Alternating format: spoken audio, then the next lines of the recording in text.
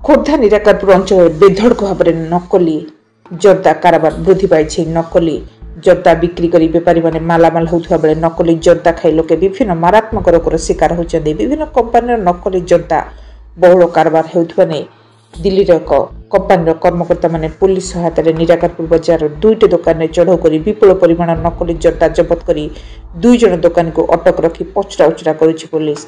नकली जर्दा बिक्री करने अभियोग में पुलिस 2 दुकानी नाम थाना 2टी केस रुजु करछि। अटक 2 बेपारी हेले निराकारपुर थाना राउलहजर संजय साहू और निराकारपुर निरंजन साहू। Nirakarpur Balukeswar Odisha mobile TV.